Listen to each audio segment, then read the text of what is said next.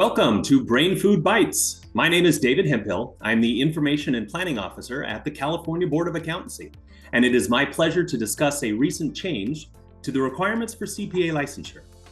Now, I'm going to use the short versions of PETH Exam when I refer to the professional ethics examination created by the California Society of CPAs, and CPA Exam when referring to the Uniform CPA examination.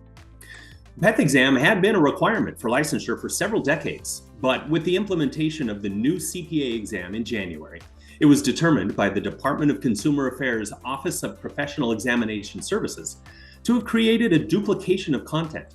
Many of the topics covered in the PETH exam were now addressed in the CPA exam.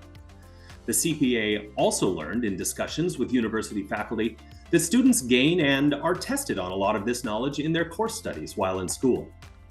Using this information, the CBA decided to remove the requirement for that applications must pass the PETH exam for CPA licensure. Now first, the CBA would like everyone to know that this by no means should be seen as a loosening of the ethics requirements for licensure. It is still extremely important to the CBA that new licensees uphold the strong professional and ethical standards the accounting profession demands, the standards that lead to the respect and trust the public associates with the CPA designation. So the PETH exam requirement was removed as of July 1st of this year, and the CBA replaced it with a new requirement for licensees. All new CPAs must now complete a CBA-approved regulatory review course for their first renewal. The pre-licensure PETH requirement was replaced with a post-licensure regulatory review course requirement.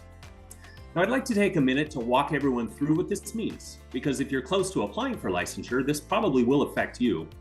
Some of you may have already passed the PETH exam, while some of you may have purchased the PETH but haven't taken or passed it yet.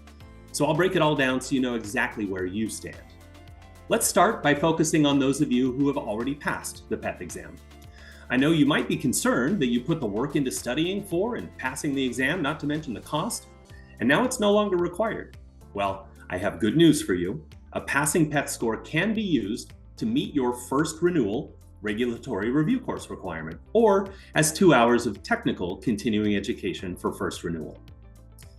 We also know there are some of you who already purchased the PETH exam but haven't taken it or passed it yet. You are able to go ahead and take the PETH exam. Cal CPA now has an option for you to take a new regulatory review course they're offering, which they should have emailed you about.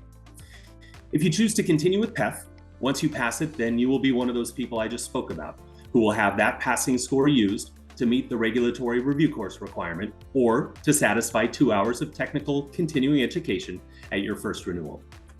If you pivot and take Cal CPA's regulatory review course, then of course, you've got that requirement covered.